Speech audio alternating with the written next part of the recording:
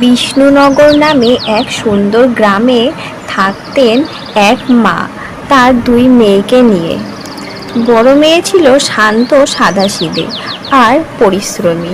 গ্রামের সবাই তাকে খুব ভালোবাসত। ছোট মেয়েটি ঠিক তার উল্টো, একটু অহংকারী, লোভী, নিজের সৌন্দর্য নিয়ে গর্ব করত সবসময়। প্রত্যেক দিন সকালে তারা তিনজন মিলে উঠানে বসে কাজ করত। মা সেলাই করতেন, বড় মেয়ে ঘরের কাজ করত, আর ছোট মেয়ে আয়নার সামনে চুল আঁচড়াতো সবসময়। লা লা লা লা, হু হু হু হু। সুমি, এই সুমি, তোকে জল আনতে বলেছি কখন, এখনো গেলি না? উফ, সারাক্ষণ কাজ আর কাজ। আমি কিন্তু এসব করতে আসিনি। আমার তো রাজকন্যার মতন থাকা উচিত। মা,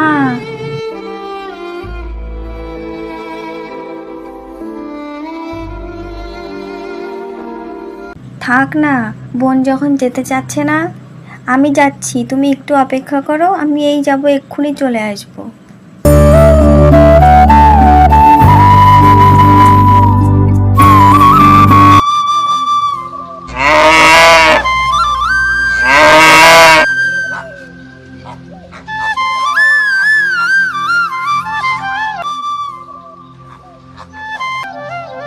ও বুড়িমা, তুমি কেমন আছো? ভালো আছো?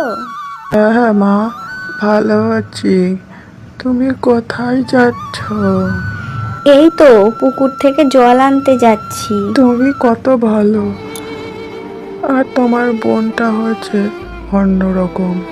ভগবান তোমার বোনকে যে কবে একটু সৎ বুদ্ধি দেবে, শুধু নিজের কথা ভাবে। বুড়িমা, ও যেমনই হোক আমার বোন তো, এখন ছোট, অত বোঝে না। যখন বুঝতে শিখবে তখন ঠিক হয়ে যাবে।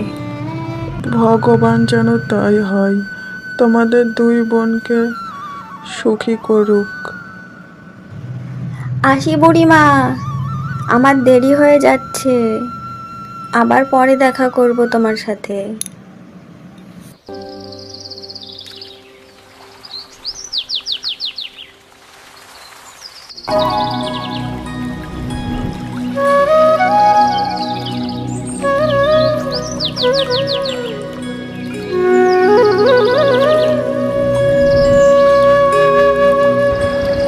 বাড়িতে কেউ আছেন? হ্যাঁ আসছি। কে বাবা তুমি? নমস্কার মাসিমা, আমি পাশের গ্রাম থেকে এসেছি, টিলাগাঁও। আমার নাম অনিমেষ।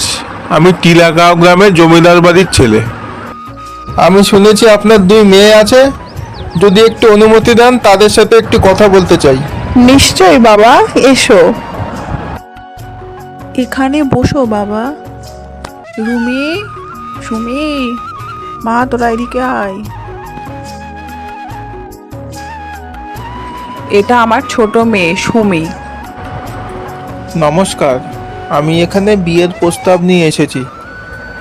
তোমার কত জমি আছে, কত টাকা রোজগার করো, আমাকে তো গয়না, দামি জামা কাপড়, বড় বাড়ি সব দিতে হবে। আমি সাধারণ কিছু চাই না।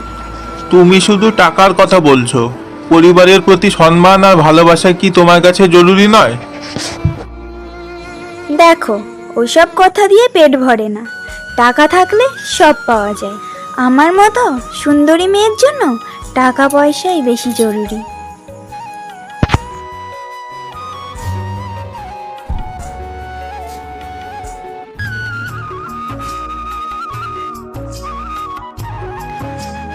এই নিন জল খান। এত দূর থেকে এসেছেন, নিশ্চয় ক্লান্ত। ধন্যবাদ।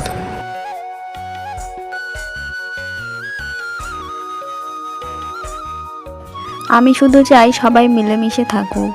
টাকা থাক বা না থাক, পরিবারের সুখটাই আসল। মাসিমা, আমি সিদ্ধান্ত নিয়ে ফেলেছি, আমি আপনার বড় মেয়েকেই বিয়ে করতে চাই। তার সরলতা আর দয়ালু মনই আমার সব থেকে বেশি পছন্দ হয়েছে। কি আমাকে বাদ দিয়ে ওই কালো মেয়েটাকে পছন্দ হয়েছে? সৌন্দর্য শুধু বাহিরে থাকলেই তার কোনো মানে নেই, হৃদয়ের সৌন্দর্যই হলো আসল। কি কি ছোট বোন তখন বুঝতে পারল অহংকার আর লোভে কিছু পাওয়া যায় না। বড় বোনের মতো দয়ালু হতে শিখল সে।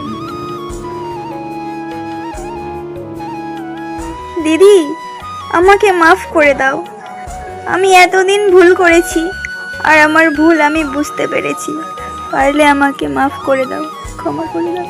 ধুর পাগলি, তুই আমার বোন, তোকে কি আমি ক্ষমা না করে থাকতে পারি? তুই নিজের ভুল বুঝতে পেরেছিস, এটাই আমার কাছে সবচেয়ে বড় কথা। শুধু একটা কথা মনে রাখিস, অহংকার মানুষকে আপনজনের কাছ থেকে দূরে সরিয়ে দেয়, আর আপন মানুষ হারিয়ে গেলে পৃথিবীর কোনো কিছু দিয়েই সেই শূন্যতা পূরণ হয় না। আয়, সব ভুলে নতুন করে শুরু করি। মাকে যেন আর কখনো আমাদের জন্য কাঁদতে না হয়। ঠাকুর, এবার আমাদের সংসারে সুখ শান্তিটা ফিরে আসবে।